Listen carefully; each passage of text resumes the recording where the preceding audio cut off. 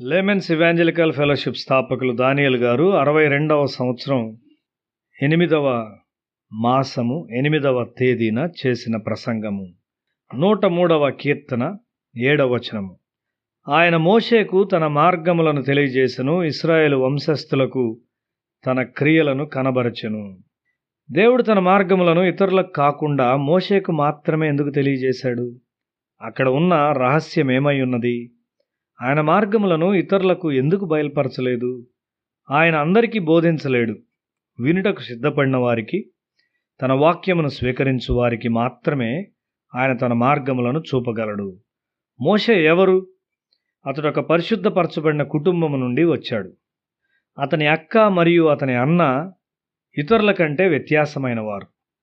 కుటుంబం యొక్క సాంప్రదాయములను బట్టి దేవుడు కుటుంబంలోనికి వచ్చి వారిని వాడుకుంటాడు. దేవుడు స్వయంగా అందరికీ ప్రత్యక్షపరచుకొనలేడు, అది సాధ్యము కాదు కూడా.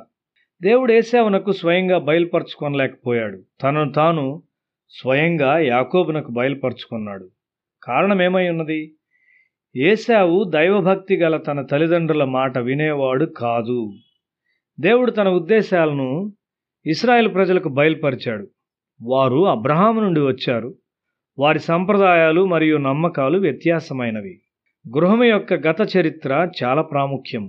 ఒక తల్లి మరియు తండ్రి యొక్క జీవితము మరియు వారి విశ్వాసము చాలా ప్రాముఖ్యం. మోషే తల్లిదండ్రులు ఇతరుల కంటే వ్యత్యాసమైన వారు. మోషే లాంటి మనిషిని దేవుడు మరి ఒక కుటుంబానికి ఇవ్వలేడు. దేవుడు మనల్నందరినీ గమనించు ఉన్నాడు. నేను ఒక ప్రవక్తను కలిగి ఉన్నాను.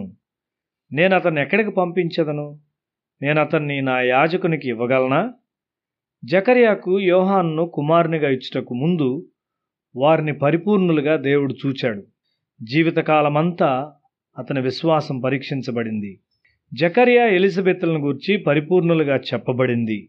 జకర్యా దేవుని ఆజ్ఞలన్నింటినీ పాటించాడు. కుటుంబంలోనికి పిల్లలు వచ్చినట్లయితే ఆ విశ్వాసాన్ని కొంచెం కొంచెంగా పొందుకుంటారు.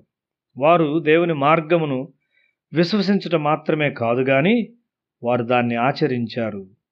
అది వారి జీవితంలో ఒక భాగమైపోయింది. మన జీవితంలో విశ్వాసము ఒక భాగమై ఉన్నది. ఒక క్రైస్తవ జంట ఆసక్తితో ప్రభువును వెతుకుచున్నట్లయితే వారు వారి కుటుంబములలో గొప్ప వ్యక్తులు జన్మించుట కొరకు సిద్ధపడుచున్నారు. అటువంటి కుటుంబముల కొరకు దేవుడు ఎదురు చూస్తూ ఉన్నాడు. దేవుడు యోహానును మరి ఒక కుటుంబమునకు పంపలేదు. దేవుడు మోషేను ఏ ఇతర కుటుంబము ద్వారా ఇశ్రాయేలునకు ఇవ్వలేడు. ఆ విధమైన పుట్టుకలు ఆకస్మికములని తలంచవద్దు. దేవుని కార్యాలు ఎన్నడూ ఆకస్మికాలు కావు. అవి దేవుని న్యాయ తీర్పు ద్వారా బహిరంగంగా ఏర్పాటు చేయబడినవి. ఒక బిషప్గా తయారైన మనిషిని నేను ఎరుగుదును. ఆ బిషప్ యొక్క గృహములో ప్రత్యేకమైనది ఏమీ లేదు. ఆ పదవికి అతడు ఏ విధంగా వచ్చాడో నాకు తెలియదు అని ఒక మిషనరీ నాకు చెప్పాడు.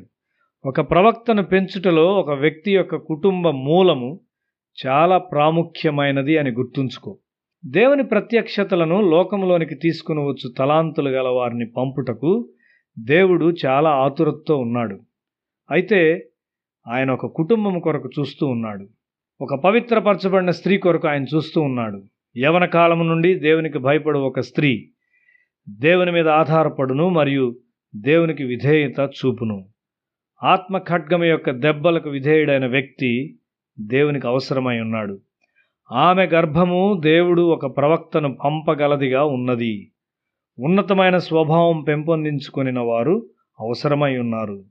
ఒక మనిషి దేవుని ఎరుగని ఒక క్రైస్తవేతర స్త్రీతో వివాహమాటకు తొందరపడుట అతనికి మరియు అతన్ని చూచి ఇతరులకు అతడు ఎంత కీడు చేయుచున్నాడు. క్రైస్తవ గృహమును పవిత్రపరచుట విషయమై అనేక సంఘములు నిర్లక్ష్యంగా ఉన్నాయి. ప్రజలు వారి విద్య మరియు కట్నము ద్వారా పొందబోదాన్ని లెక్కిస్తూ ఉన్నారు.